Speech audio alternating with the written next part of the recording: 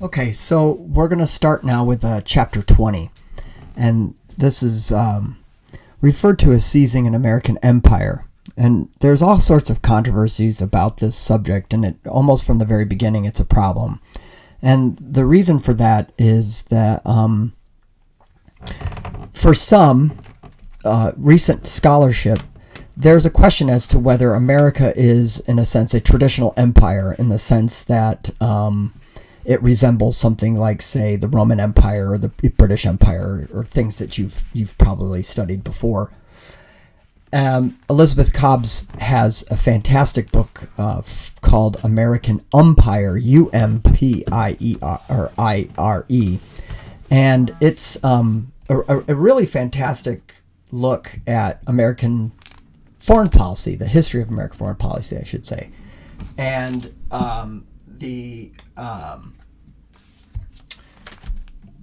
and how the United States has not always behaved in a traditionally imperialist manner, and that you don't really see an empire in the American context that you would see in others.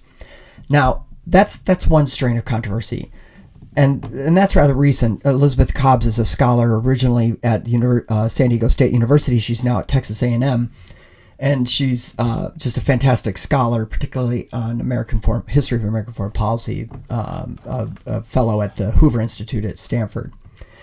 So the other issue is when you use a term like imperialism, it conjures up a certain list of behaviors, if you will, or a means of conduct. And in that context, the dates that we have here are problematic.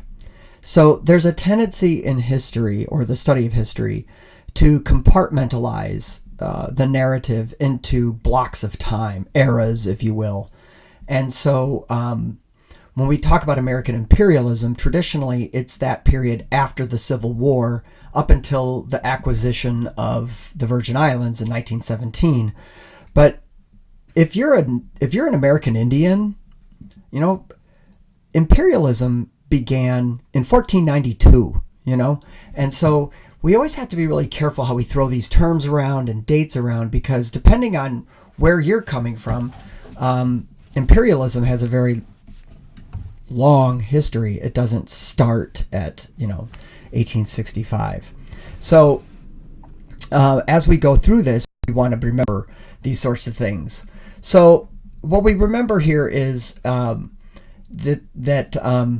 the Second Industrial Revolution had generated a desire for new markets in which American manufacturers could sell their wares, right? Added to this was a renewed European competition to colonize. And now, this time it was mostly focused in Asia and the Pacific Rim, but many of these nations pursued these colonies for religious reasons, to bring Christianity to new territories. So American agricultural products had long competed with other nations on the world market, but now the industrial base had to expand to a point where many believed it could do so, that industrial products could do so as well. So when we get into imperialism as a field of study, we have to remember that this behavior is really more important to see it in a global context. There's a tendency to read our book, for instance, and think that the United States was out there leading the charge of imperialism, and in fact, in many respects, America is very late to the imperialism game, as far as the conduct of a world power. So, for instance, in the 1880s, we have what's referred to as the mad scramble for Africa, and virtually the entire continent is going to be claimed by other powers, European powers, essentially, and that's why we talk about French West Africa and British East Africa, or these sorts of references. There's really only two territories that remain, for all intents and purposes, independent, and that's going to be Ethiopia, the Kingdom of Ethiopia, and Liberia, which had been set aside by the United States for freed slaves. So the rest of it gets divvied up among the European world powers. And so, as I just stated, Asia became the the new target for these, what were referred to as spheres of influence. The actual term used when we talk about China is something called extraterritorial concessions. So for American imperialists, there's a dilemma. Imperialism, in its purest form, could not be any further away from the ideals of American democracy. So for the United States of America to contemplate an imperialist agenda went counter to some very essential principles of American government. And so there had to be, in a sense, a rationale for the behavior. And so we get a list of people who became, I would just call them sort of like leaders of this movement. And the military rationale comes from a gentleman named Alfred Thayer Mahan. He was a captain at the time he wrote it. I believe he rises as far as admiral before he retires from the Navy. But essentially his book, Influence of Sea Power Upon History, believed that there's a strong competition globally and in trade and in national security. And this required a strong Navy.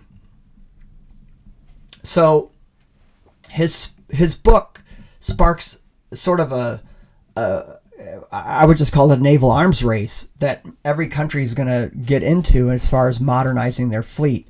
It's at the time when most navies are converting from wood and wind to steel and steam. And, essentially Mahan is arguing that we need to jump into this game and make sure that we dominate it. And so part of this narrative then is going to be what's necessary for a naval expansion.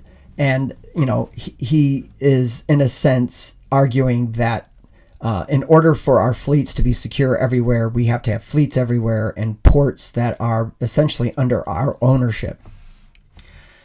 John Fiske, who wrote a book, I believe it was just called Democracy in America, American Democracy, essentially gives the argument that because America's style of government, it's, distinct three branches and the idea of a Bill of Rights and limited government and checks and balances, he believed that this was a superior form of government.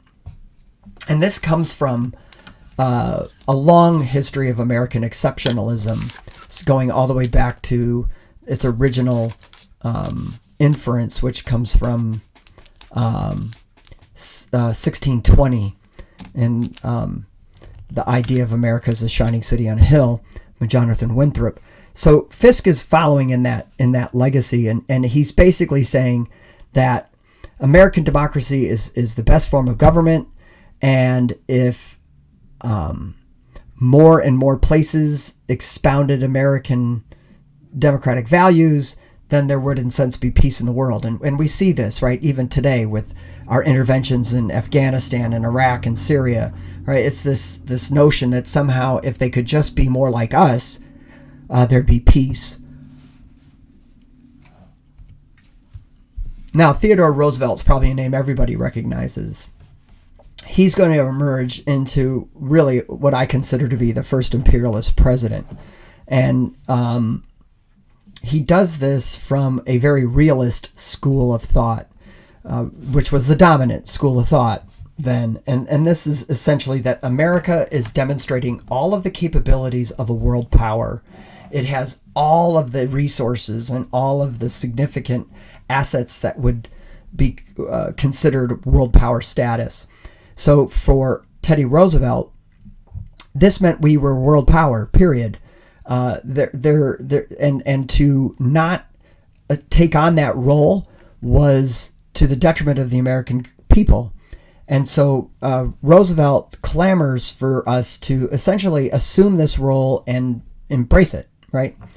And so on the more religious front and culturally, The Reverend Josiah Strong writes a book called Our Country, and here we get into the social Darwinism of the era, and the belief that, American culture, the Anglo-American civilization, had evolved the farthest of all of the civilizations, and that it was our obligation to reach out and to Christianize and democratize these lesser developed nations, as it were. And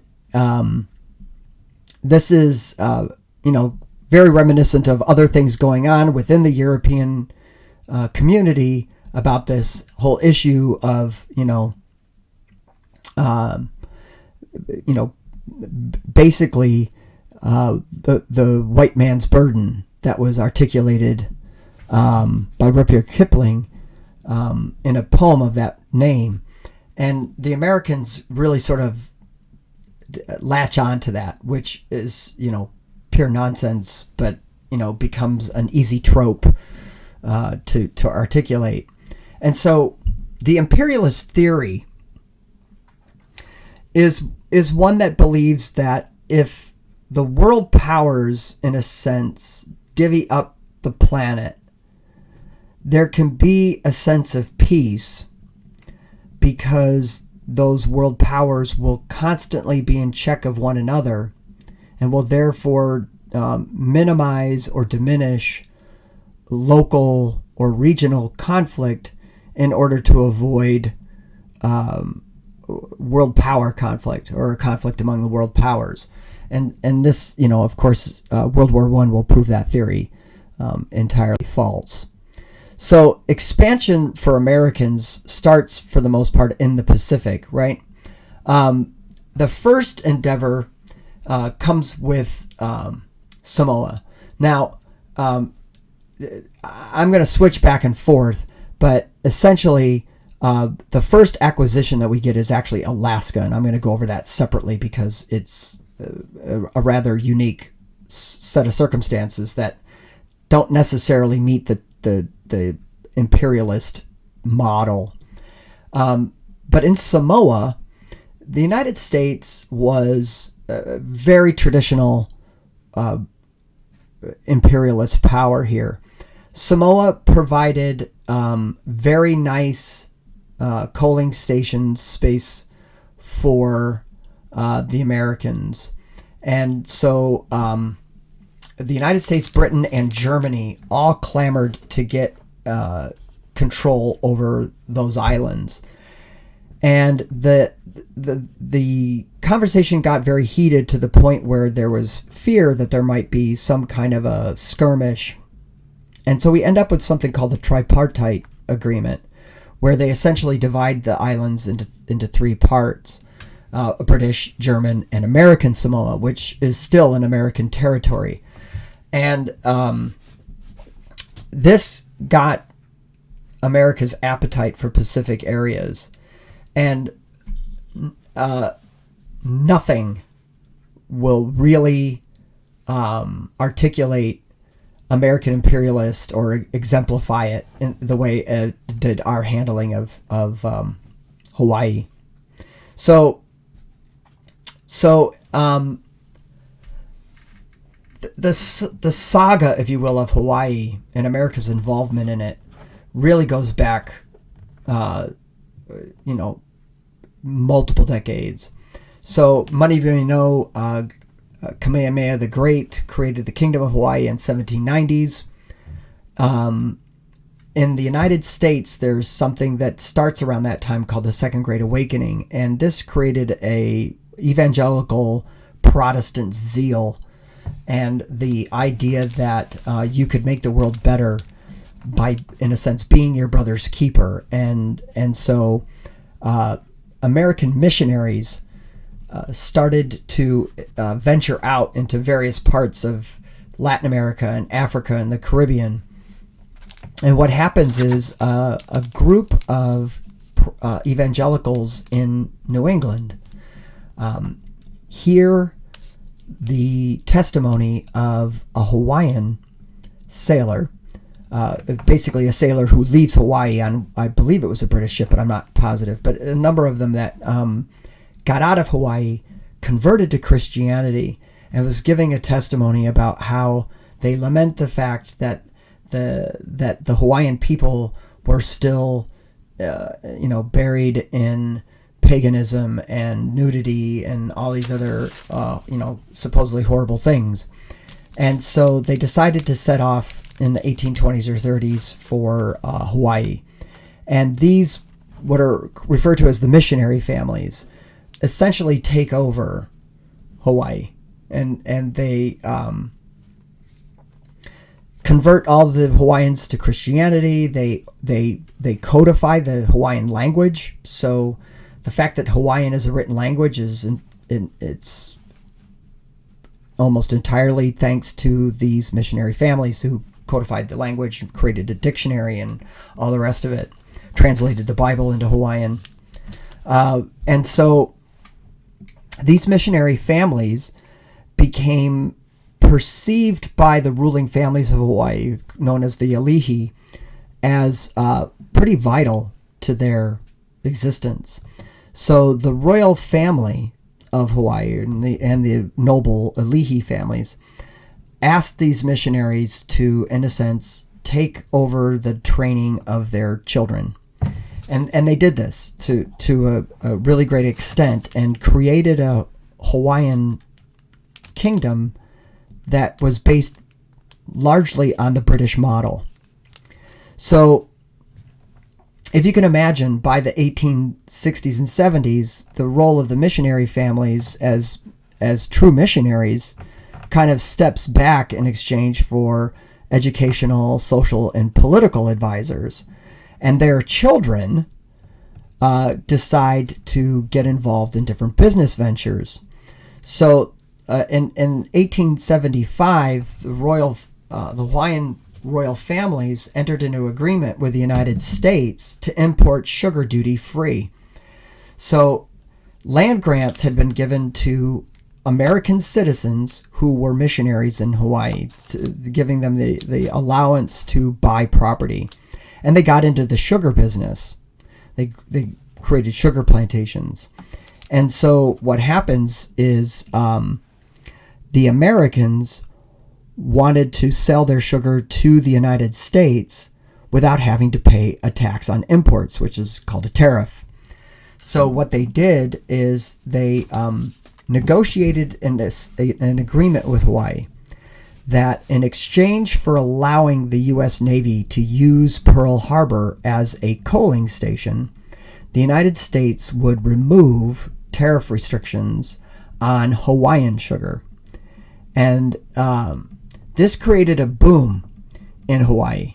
And soon the American missionaries and other planters flooded into Hawaii. And eventually the royal family was ousted by these same groups. What happens is a new king comes to power, Kalakaua, and he takes a trip to a bunch of countries, Asian countries, but Japan is a big one. And he goes to Japan and he realizes that, Japanese royalty are treated really differently. And of course they were treated like demigods. And meanwhile, Kalakaua was treated by the Americans living in Hawaii as though he were their student. And it was kind of the truth. There were American citizens who were members of the Hawaiian cabinet, right, as advisors to the monarch.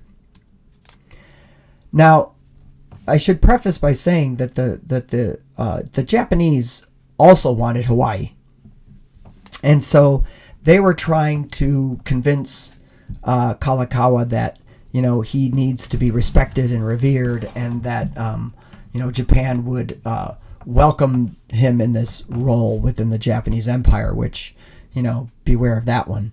But anyway, regardless of that fact, he comes back to Hawaii and he buys a gunboat and declares that he's going to create his own navy. And this got Americans concerned.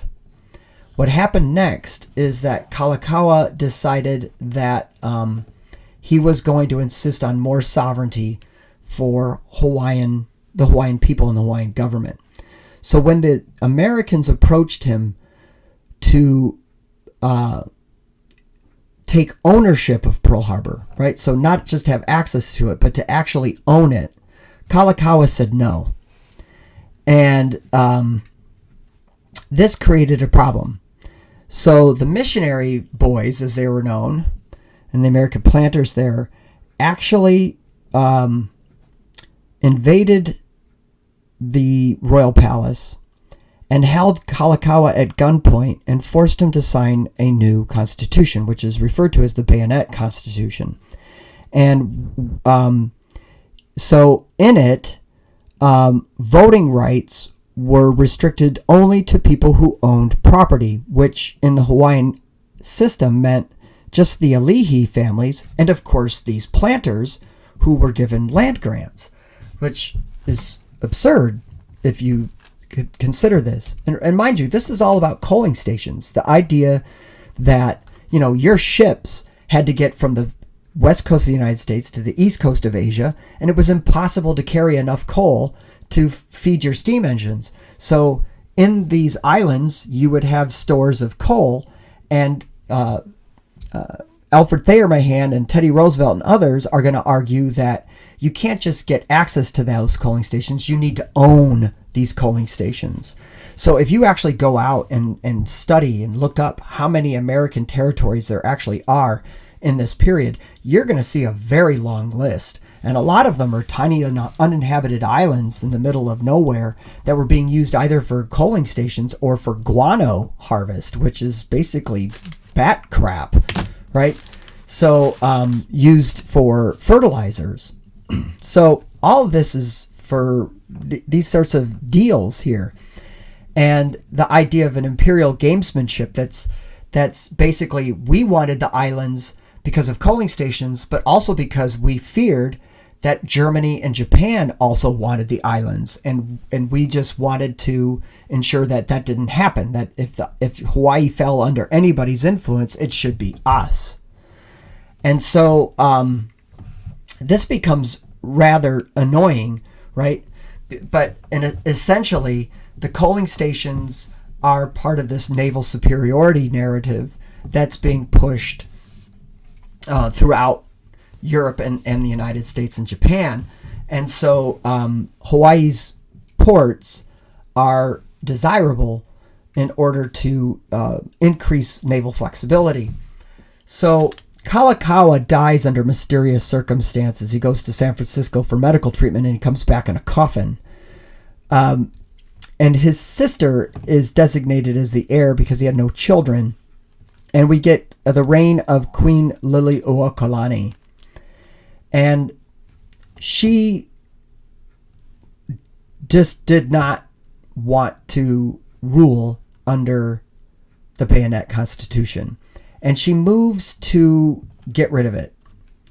Now, she was married to an American, John Dominus, a banker from Boston. She lived in a private estate that was called Washington Place, right? She spoke several languages. She was able to compose music both in traditional Western music, but also in Hawaiian music. She is the author and composer of the Hawaii state song Aloha Oi. And she had actually traveled while she was princess to England to attend Queen Victoria's Golden Jubilee celebration. And she got a private audience with the Queen. She was escorted to the official banquet by Kaiser Wilhelm of Germany, which of course wanted the islands.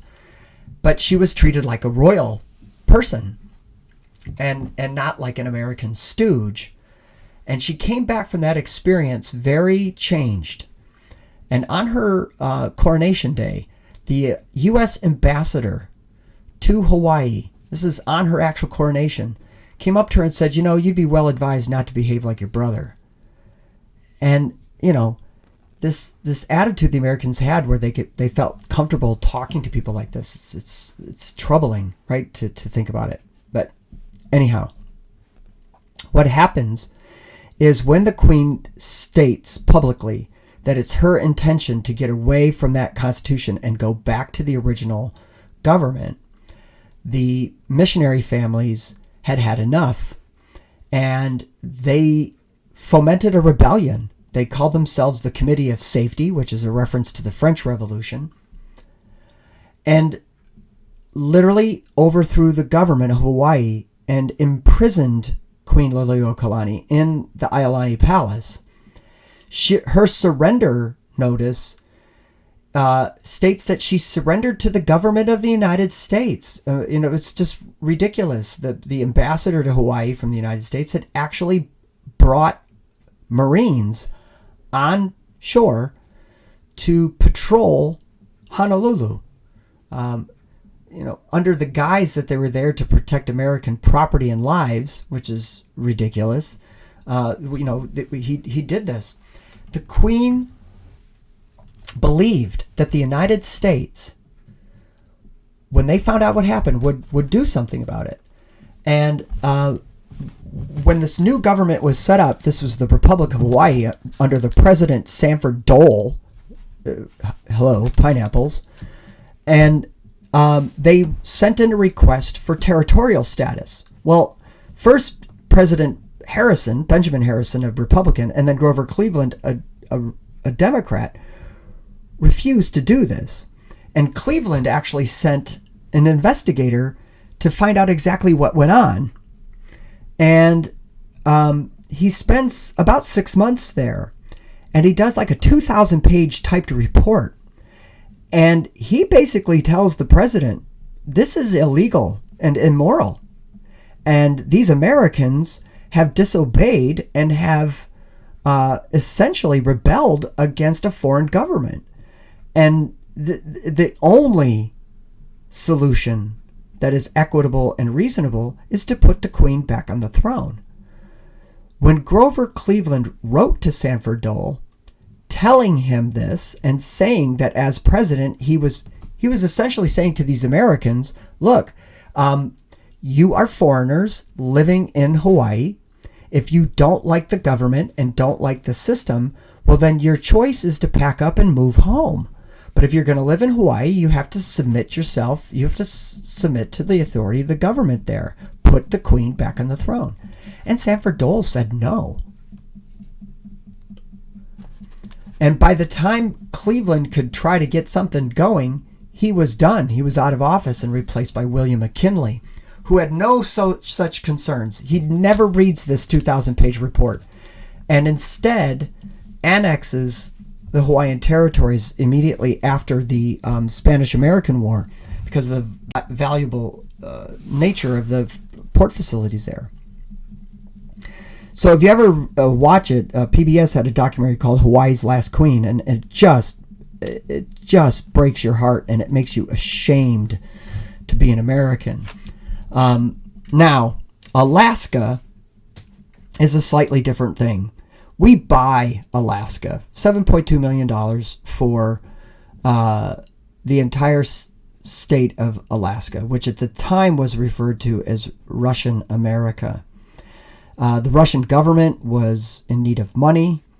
The colony of Alaska was starting to be a financial drain on the government. And Russia, believe it or not, had a rather good relationship with the United States. It was had been that way ever since John Quincy Adams was the ambassador to Russia. And so there is this long history of American and Russian cooperation, if you could believe it. And so when the Russians decided that they were in need of doing this, they set out a feeler. And William Seward was the Secretary of State, first under Lincoln and then Andrew Johnson, who's the gentleman on the right.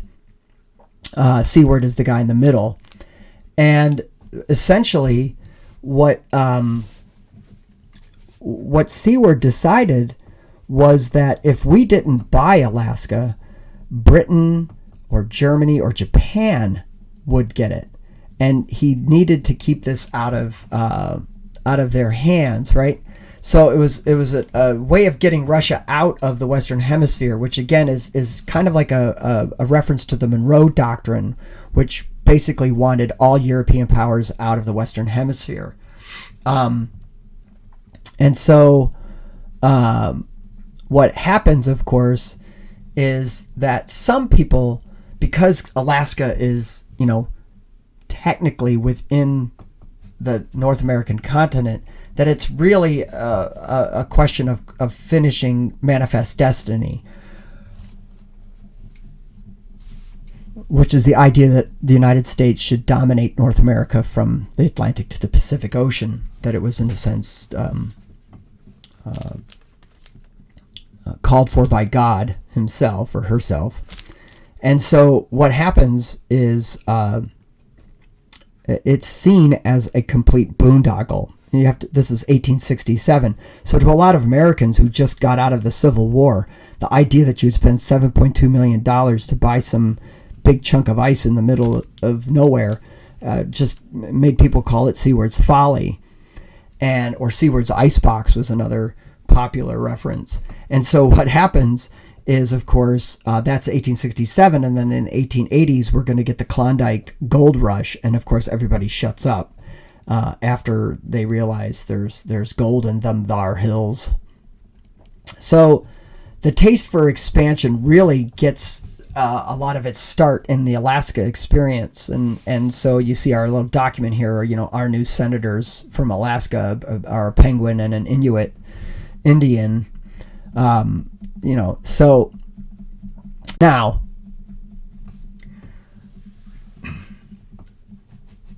when we talk about American imperialism, or just the period of imperialism itself, it is littered with conflict. And so the War of 1898, or what's sometimes referred to as the Spanish American War, has fairly long roots, and at the center of it was a movement to free Cuba from Spanish rule called Cuba Libre. And now, the United States had long-standing interest in Cuba. Andrew Jackson in the 1830s had contemplated offering $120 million for Cuba. Now, in the 1850s, there was a scandal because Southern Americans from the Southern United States who were serving as ambassadors in Europe got together in Austin, Belgium, and tried to scheme up a way for the United States to get their hands on Cuba in order to create a new slave state. And it got leaked to the press, and they had to back away. So, but still, there's that appetite for Cuba. And so now, Cuba's revolution against Spain struck at the hearts of Americans. It captures the attention of the American people. And so the leader of the movement was a man named Jose Marti. He was perceived and sort of promoted in America as a Cuban George Washington. And he garners a lot of sympathy and support. In fact, he flees Cuba at one point, comes to the United States, where he's treated as a cause celeb, and raises money and acquires weapons for his movement. When he goes back, right? When he goes back to Cuba, eventually he's captured and killed by the Spanish. And of course, the American people just are outraged at this, right? And so we also we need to remember that there are some genuine abuses by Spain. Some historians credit the Spanish behavior in Cuba as being where the idea of concentration camps started. If villages were seen as being rebellious, they would be surrounded and basically worked to death. Now, the fact that there's real issues going on in Cuba, and that there's this sort of desire for freedom and liberty, which of course all Americans can kind of rally around that sort of a cause. There is pressure building in the United States for war. Now, Kenneth Waltz, who is a political scientist from UCLA, or emeritus, had written once that when a country demonstrates the capabilities of a world power, and a government will not push that agenda, the people themselves start to push for it, right? They'll actually push their government in that direction. And this seems to be the case in the Spanish-American War. William McKinley was not in favor of this war. He believed that it was going to be too expensive and that it could be potentially very bloody, and he had no interest in it. But a new form of journalism called yellow journalism had really come into the fore. It essentially begins in New York City. There is a subscription war between the New York Herald and the New York World, one owned by William Randolph Hearst, and the other by Joseph Pulitzer, who's now the name on the Journalist Award, the Pulitzer Prize. And so yellow journalism is a hyper journalism.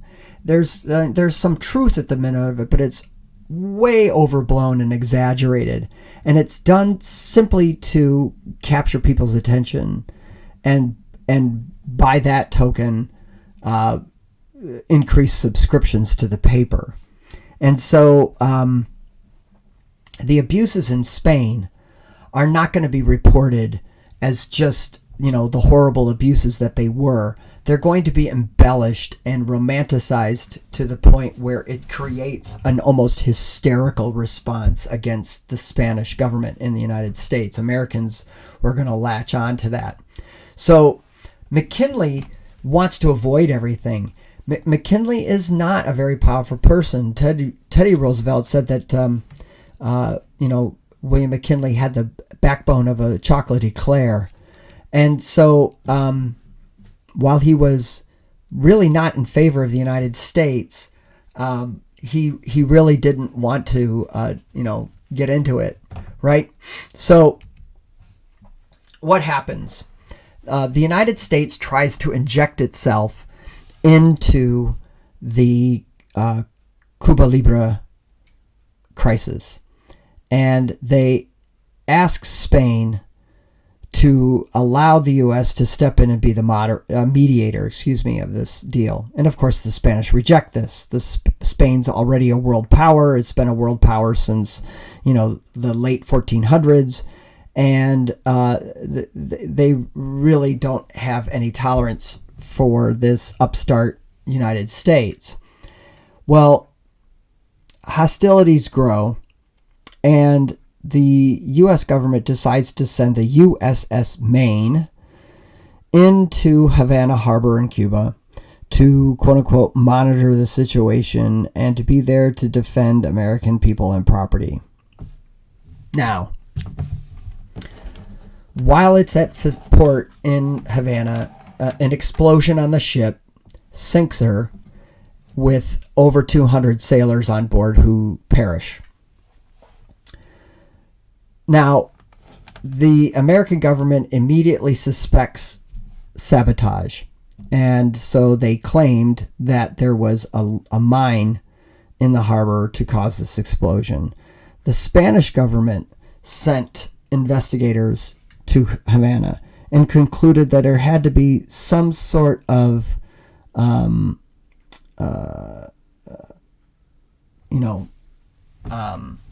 internal combustion problem that caused the explosion, which in the long run proved to be correct. So the United States press pool included illustrators who were in Havana at the time of the explosion, and Frederick Remington sends a telegram to William Randolph Hearst telling him that, everything's calm here in Havana. There will be no war. to which supposedly Hearst responded, "You provide the pictures, I'll provide the war." And so yellow journalism takes on a bit of jingoism in this time period. And so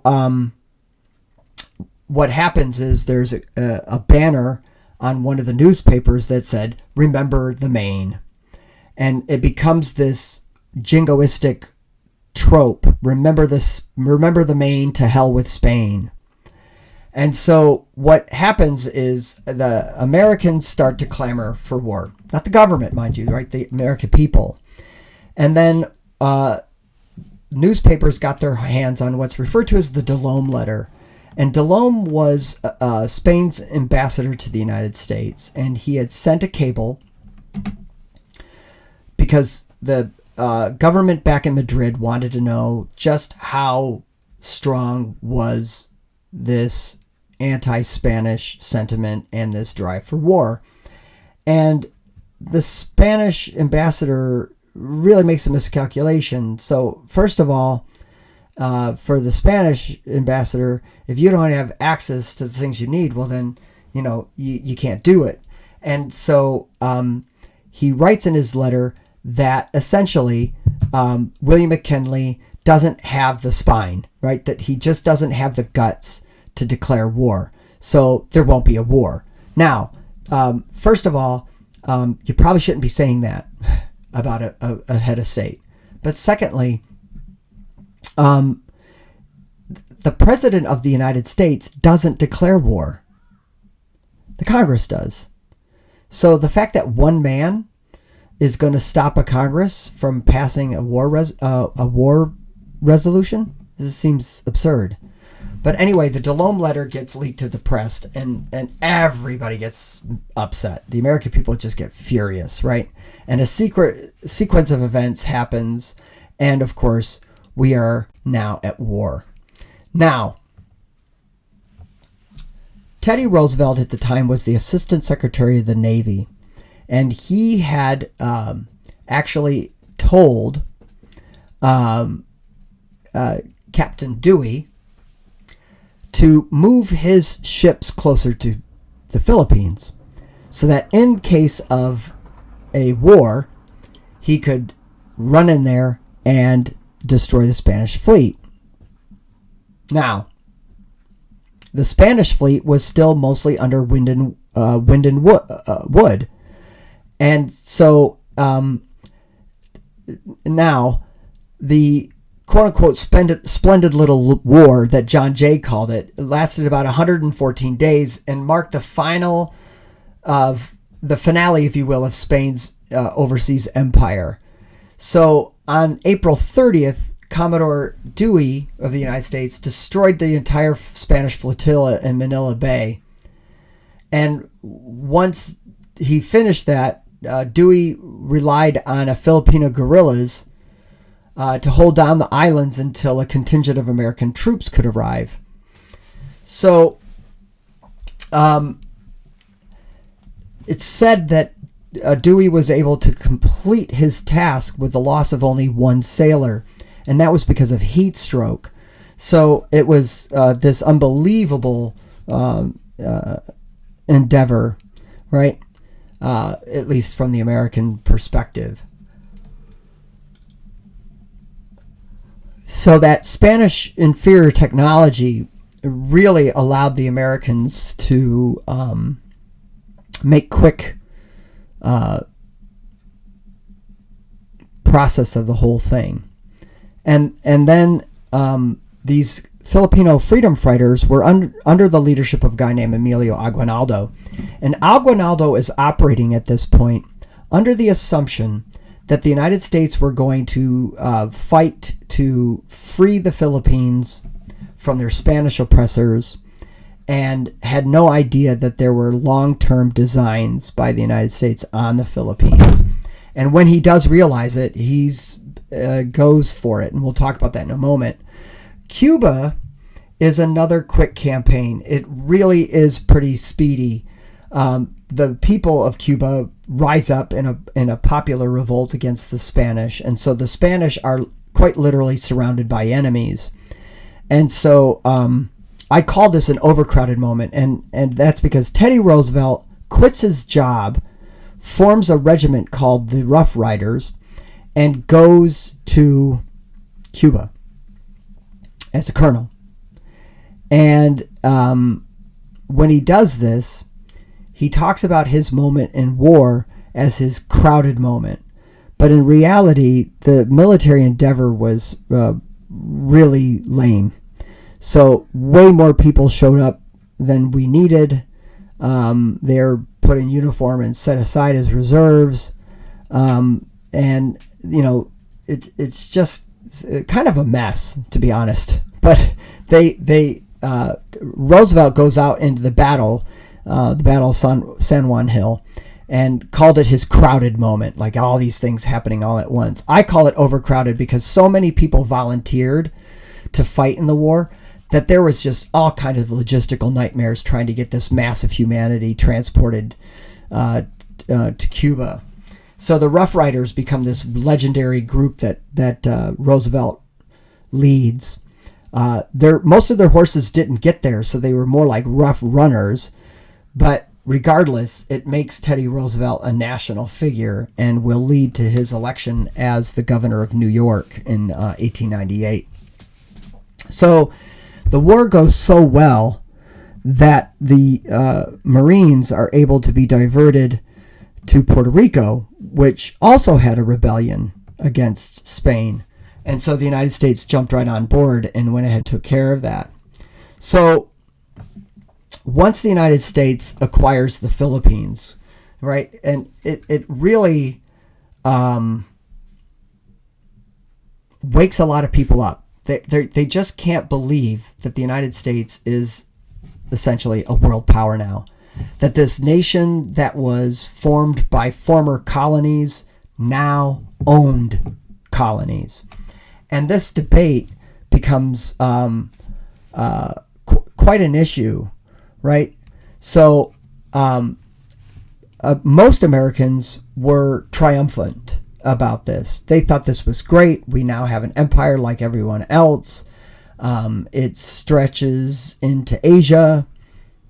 And so the United States basically takes a position of, oh, aren't we awesome? We did all this stuff, right? And yet a lot of Americans were put off by it. And it led to the formation of a special interest group called the Anti-Imperialist League. And this is the belief, this group believed, I should say, that the United States is sacrificing too much to do these imperialist behaviors. Mark Twain, who was a member of the League, remarked that, good for the United States, we captured Manila with a loss of only one life and all of our institutions, meaning our whole concept of what it means to be a free and independent government just got thrown out the window so that we can, supposedly bring democracy and pizza to the Philippines. So this debate goes on for a really long time. And it culminates in a question that's going to be brought before the Supreme Court. So the Philippine-American War starts when Aguinaldo realizes that the American flag is now flying over the Philippines and not a Filipino one. And the United States is going to be absolutely flabbergasted that these quote-unquote insurrectionists would dare, bite the hand that feeds it. And so the American government is going to send Marines and Army personnel in to essentially keep the Philippines American. And more combat deaths will happen in the Philippine-American War than the World War II. And their injuries are rather significant as well. And yet this imperialism and force, right, these huge armies go in and subjugate the Philippines. Now, for religion and empire, right, we have this idea, as I said earlier, of a white man's burden, right? This idea of taking care of people, and this evangelical Protestantism that's really been around for quite a while. It's really not something new. So going all the way back to the Second Great Awakening. And we get this unusual narrative from President McKinley, who is himself really troubled by the idea that the United States now owned colonies. And he is in a dilemma because the United States has captured Cuba, Puerto Rico, and the Philippines, and a bunch of other islands. And so we get into the Treaty of 1898, which is in France. And essentially, we are going to give Spain $20 million for the Philippines, but then we're going to actually take full possession of Guam and Puerto Rico. And there needed to be a rationalization. Well, McKinley now, who's reaping a great reward of popularity because of this victory, doesn't want to seem negative, but wants to be certain that people realize that the United States is going to have imperial control over the Philippines. So he comes up with this idea that he had to pray. And he tells the American people how he got on his knees and prayed and contemplated giving the islands back to Spain, but quickly realized that God would have none of that. And then thought about, giving the Filipinos independence. But that seemed ridiculous because the imperialists in America and the social Darwinists believed that, that's a waste of education. So there's just this kind of craziness. And so McKinley's conclusion is that God wanted the United States to take the Philippines and to treat and teach, quote unquote, our little brown brothers. This is directly from the president's mouth, on how to be good Christians and Democrats, lowercase d. And comes back home and, it's just ridiculous, right? But the American people buy it. And going back to Waltz's theory, it's in large part because the American people wanted it. They wanted America to be a world power, and yet it was concerning, right? So Emilio Aguinaldo, who is seated third from the right here, is here with his other insurgents fighting for Filipino independence.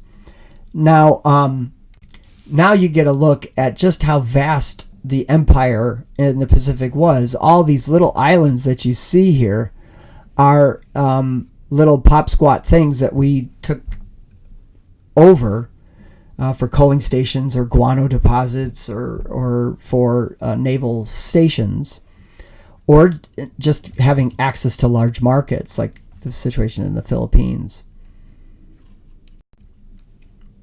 Now, as I had stated, there was a lot of discussion about what this all means, right? And so William Jennings Bryan will put forward the question, does the Constitution follow the flag?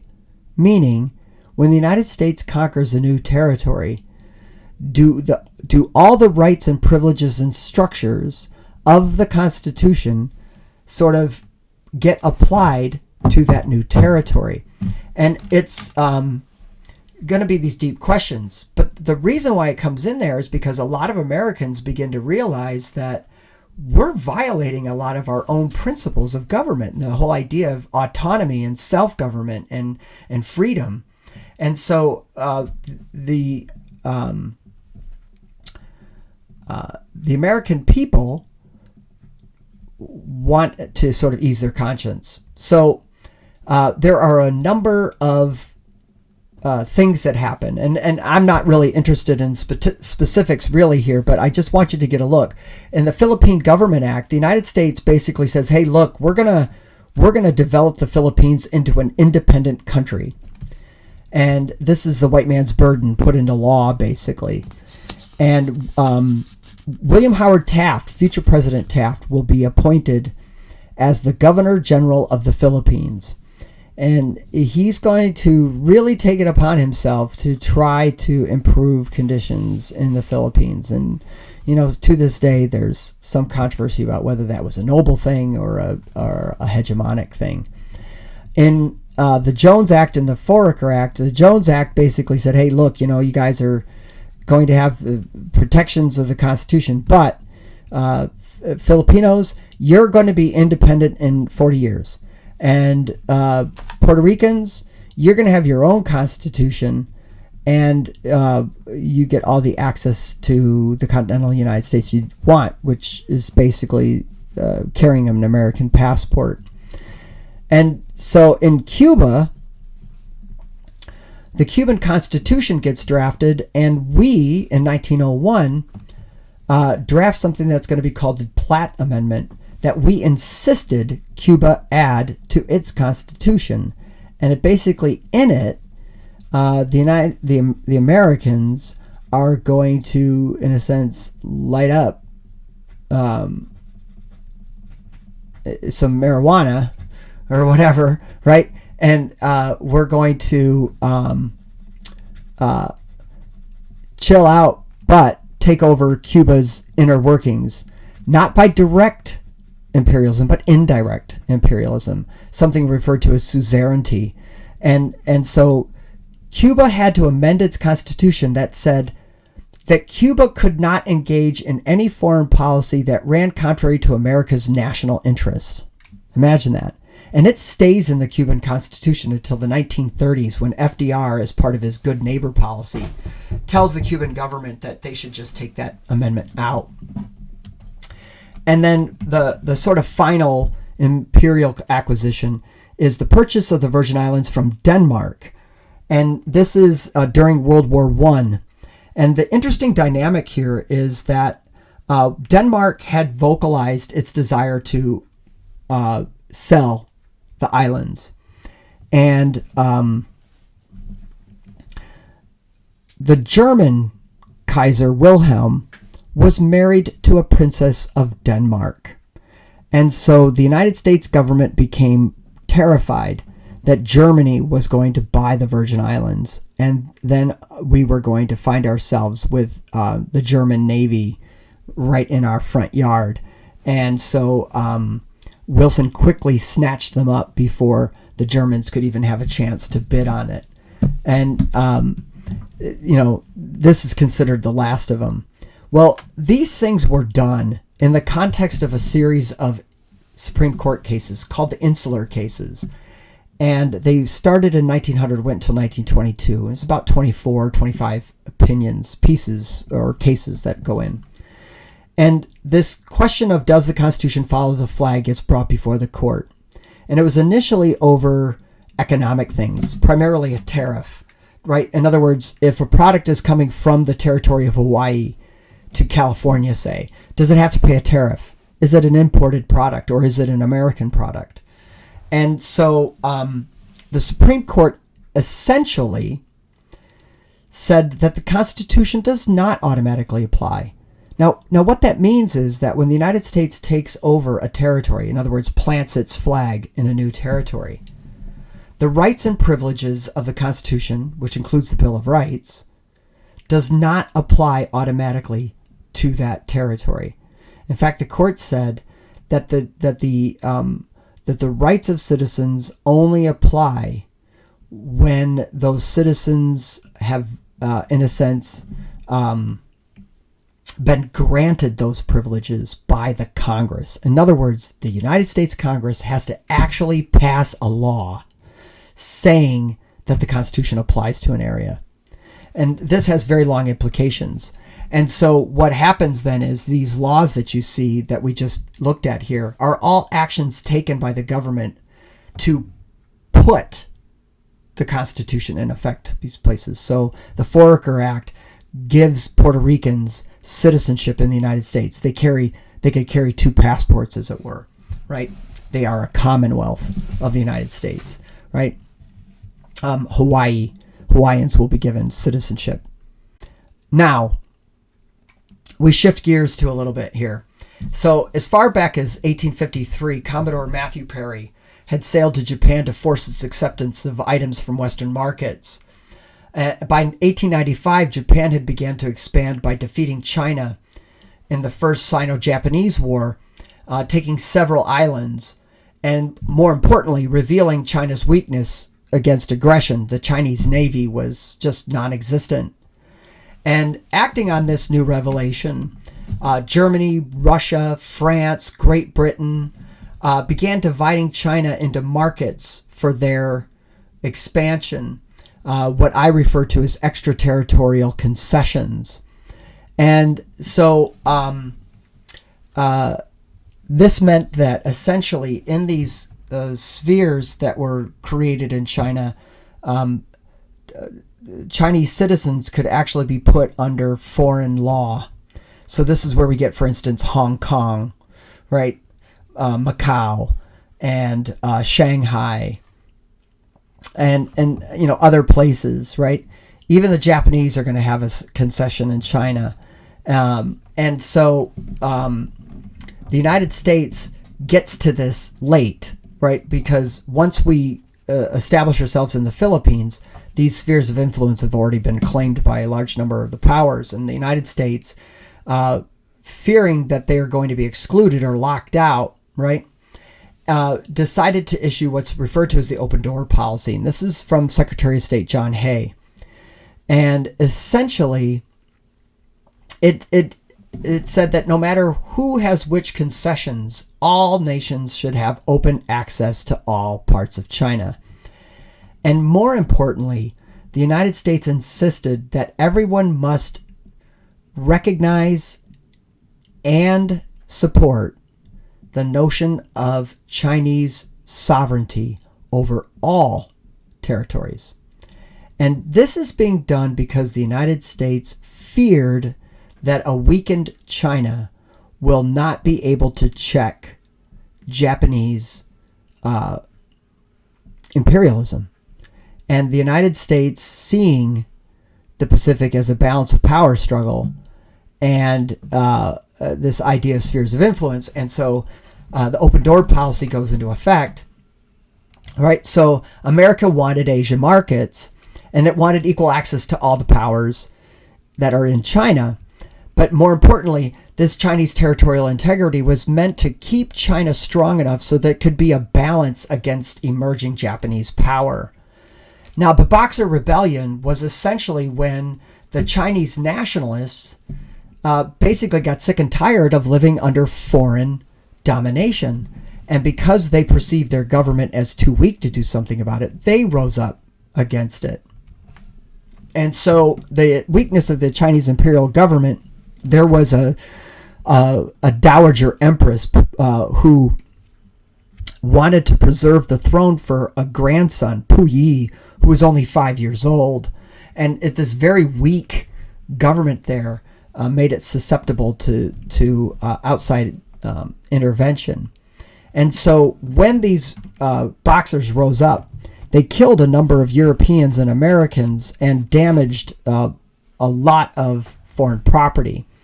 And so the nations of this operation formed what some historians believe is the first multinational armed force.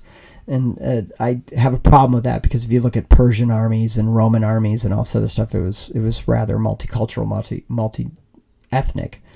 But anyway, in modern history, this is the first. And the United States is going to send about 2,500 Marines to be part of this operation. And they are victorious. And in a move that is purely imperialist, right, the Allied powers under British leadership basically say, oh, here's how much it cost us to compensate property owners and to fight this war. And China, you're going to pay us. And the United States was allocated $23 million in reparations, or what we refer to as indemnities. And the United States didn't feel comfortable with this, in part because they felt that the payments would be too significant and it would further weaken the Chinese government. So the United States gave 18 million of that back. And it's becomes rather significant because a number of Chinese leaders from the future are going to take advantage of a scholarship fund started with that money for the children of the elite in China to go to the United States for education. Now, Teddy Roosevelt we talked about earlier, and in this cartoon he's wielding his big stick policy. Now this is an old African proverb: speak softly and carry a big stick. And what's interesting about this is Teddy Roosevelt was neither soft-spoken nor did he, fail to have the big stick, right? I mean, he always was ready to shoot somebody. And so this cartoon that we see here is Roosevelt exercising what some people called big stick diplomacy or gunboat diplomacy. And what happens here is that Roosevelt's rise to power brought in this notion of the Western Hemisphere as being America's sphere of influence, that this was the American playground, if you will.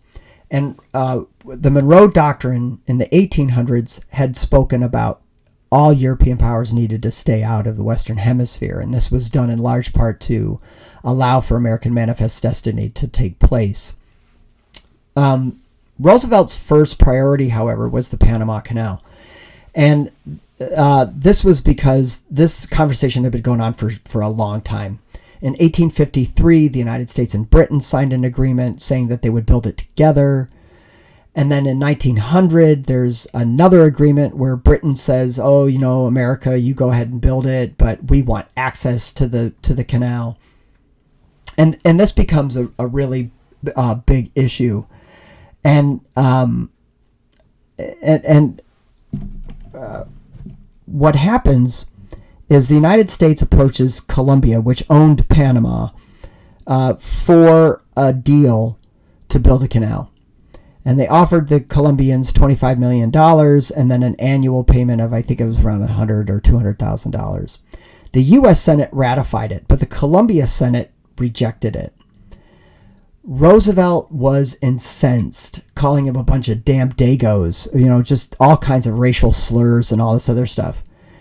And he essentially helps to foment a revolution in Panama against the Colombian government. And when the Colombian government tries to reinforce its troops with naval shipments to Colón, the United States coincidentally had a gunboat off the coast of Colombia, basically daring them to run through it. And so Panama gets its independence, quote unquote, in 1904, and their president, Benavides, just so happens to be in Washington, D.C., where Roosevelt quickly acknowledges their assent and signs a treaty to create what's referred to as the Panama Canal Zone. So not only did we build a canal, but we were given land grants on either side of it so that we could fortify that facility. In other words, put military bases there. And so the United States will own the canal and operate it until 1999. Matched into this was an issue that Roosevelt felt was a serious problem. So, if you can, you'll notice that the last boat on this little tide here says debt collector. And this comes from a certain problem. In the 19th century, countries that borrowed money from other countries really needed to pay those bills. When a country failed to pay back a national bank of another country, that country sent Marines, and they took over your port facilities, they collected your tariffs, and then they paid themselves. And this is really the end of national sovereignty. And Roosevelt believed that this was not right. Now, this is where Elizabeth Cobbs, in her thesis American Empire, will sort of use as an example. Roosevelt feared that European powers were now going to start coming in and taking over Latin American countries and Caribbean countries that were failing to make their debt payments. So Roosevelt issues what is called the Roosevelt Corollary to the Monroe Doctrine, in which he basically says that the United States will be, quote unquote, an international police force. It's somewhat interesting because Roosevelt at one point was the commissioner of the New York City Police Department. And so when people today talk about America being a world's policeman, this is the reference. This is where it's coming from. So Roosevelt believed that it was in the interest of the Latin American countries and the United States to keep these European powers out. So, says Roosevelt, instead of waiting and allowing Europeans to come in and take over Latin American countries and Caribbean countries, the United States will take over, right? The United States will step in. Our Marines will go into these countries. Our Marines will collect the taxes, and our Marines will pay the debts, but then make sure that the Latin American countries keep some of that money. It's very paternalistic, and it's not something that was asked for by the Latin American countries. But Roosevelt is basically going to just start imposing American controls, and and now. Around this time, a war breaks out between Russia and Japan. Japan is an emerging world power. It is industrializing. It is building an enormous navy. And Russia, much like Spain, is a dying power. And it's going to take a while for the Russians to, the Tsarist Russia to collapse. But in this conflict, the Russian Navy is almost entirely wiped out by the Japanese. And Roosevelt sees this as a catastrophe.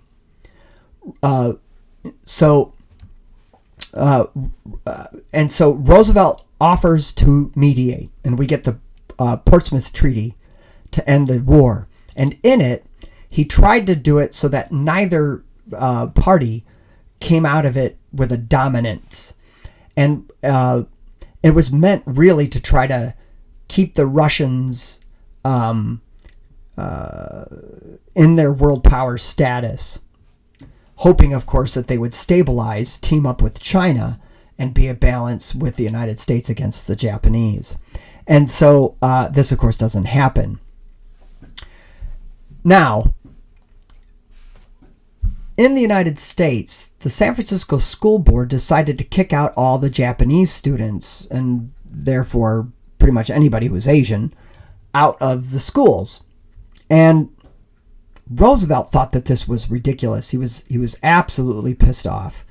However, he knew about the anti-Asian sentiment on the West Coast, and he enters into something referred to as a gentleman's agreement. Our ambassador in Japan essentially tells the Japanese government that the President of the United States would ensure that the Japanese students would get back into school, but that Japan needed to agree to not send any more Japanese people to the United States, right? It's called a gentleman's agreement because it was done with a handshake. It was just an understanding. There's nothing on paper. It's just talked about in diaries. And so now the Root-Takahara Treaty is part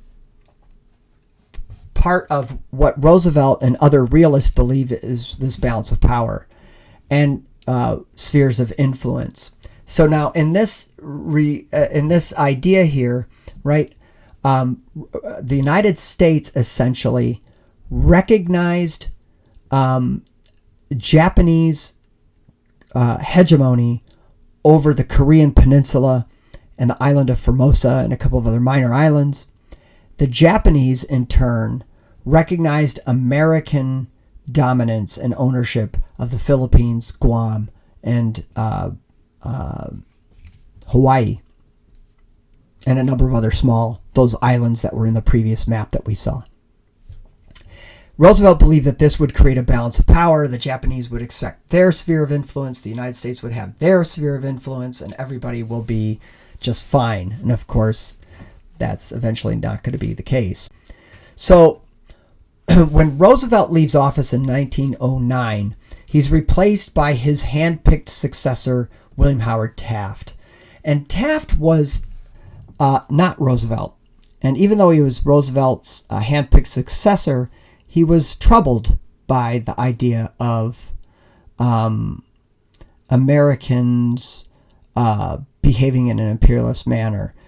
The gunboat diplomacy really did not go over well with Taft. So Taft believed that it's better to catch flies with honey than vinegar, right? So he decides to, in a sense, ask for countries to embrace democracy and capitalism, and that the United States would encourage American companies to invest in those areas. And so Taft's diplomacy becomes known as dollar diplomacy.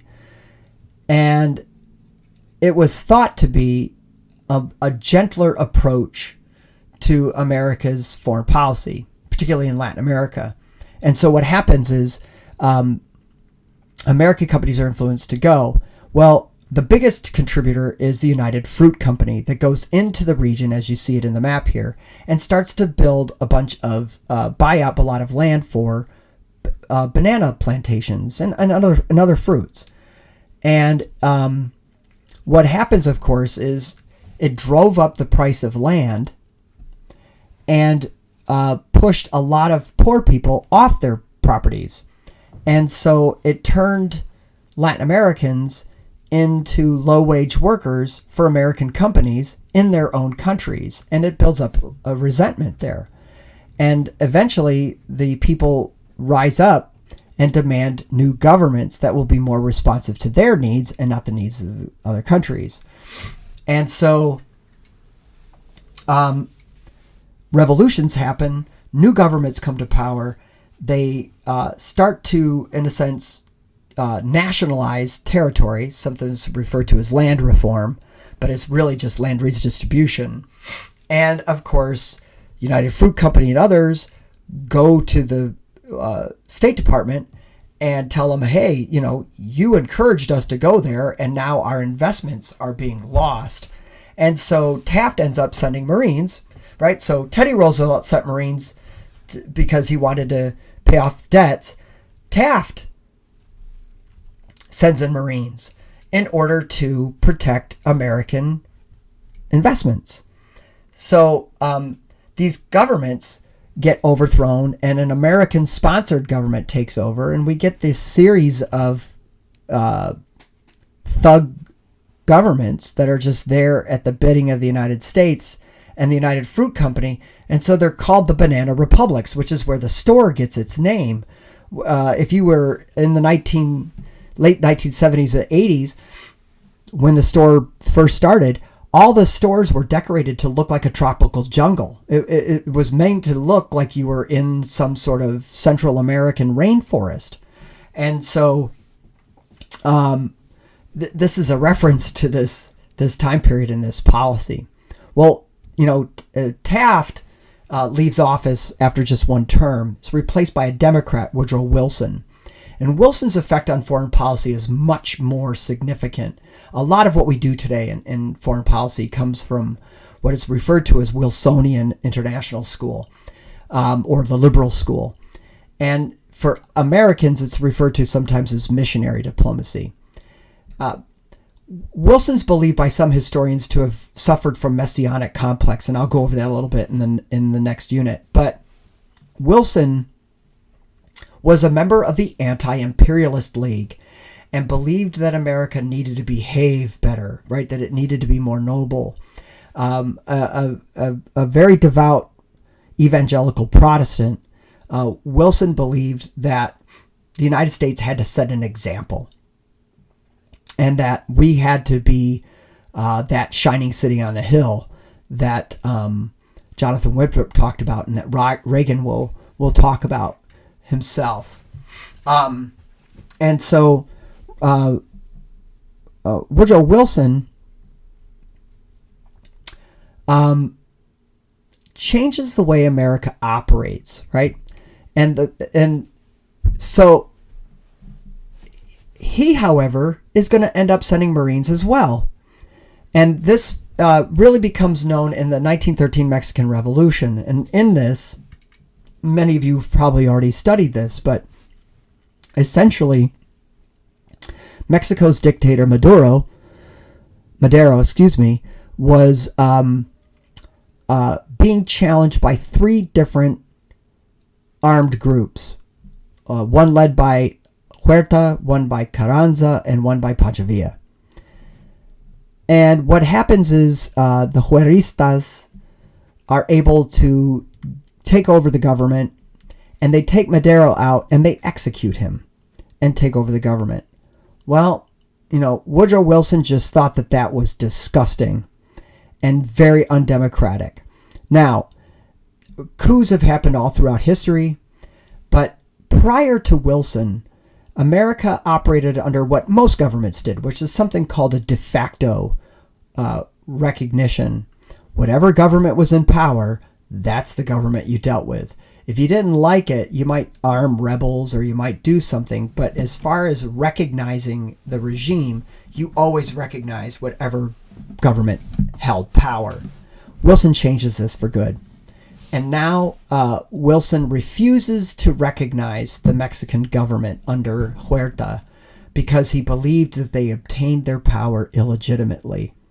And this, again, right, changes the way we address this issue for the rest of American history up till now. And so what does he do? He gives guns to Carranza and actually will land Marines in Veracruz to try to overthrow the Huerta government. The governments of Argentina, Brazil, and Chile, known as the ABC countries, negotiated a settlement wherein the United States took its Marines out of Mexico and Huerta agreed to leave power. Carranza takes over, and now Pancho Villa is pissed off because he didn't get, his share of power. And so he starts to ride into the United States with his group of men, on horseback. And they rampage through American cities. They kill people, they rape some women, they pillage areas, and then ride back into Mexico.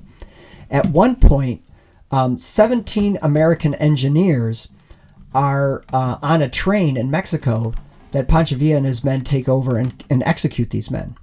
And that was it. The United States is going to send the Army, 101st Division, into Mexico without Mexico's real permission. I mean, they just go in and start looking for Pancho Villa, and they're for 3 years they roam around looking for Pancho Villa, and they never find him, and he becomes this sort of legendary figure in Mexican folklore because of his ability to dodge the Americans. And it's an interesting study actually. Pancho Villa had a look and a caricature, if you will, that is still today a very dominant perception of how Americans view Mexican males, right? The machismo Mexican stereotype. It's really kind of silly. And you look at, for instance, portrayals of Mexicans in, for instance, The Good, the Bad, and the Ugly, or other spaghetti westerns that were done in that 60s and 70s period, you begin to understand and where this mythology comes from. And it's largely because Americans were terrified that this Pancho Villa was able to ride into the United States and violate our sovereignty, whatever you want to call it. And, this outrage that we had. But anyway, Wilson becomes obsessed with teaching other countries how to be democratic. And yet, when World War I breaks out, Wilson is very, very clear that he does not want the United States to get involved. And this is largely because of this long-standing Monroe Doctrine that the United States stays out of the Eastern Hemisphere and the Europeans stay out of the Western Hemisphere. But no matter how you look at it, right? No matter how you look at how these three men, who all did their policies differently, all resulted in the same thing. And we talk about Yankee imperialism and this damage that is permanently done to America's reputation in the hemisphere. Regardless of what the intentions were, most Latin Americans are going to view this as just plain and simple imperialistic behavior, and just an unwelcomed one. And so this is the end of my notes for chapter 20.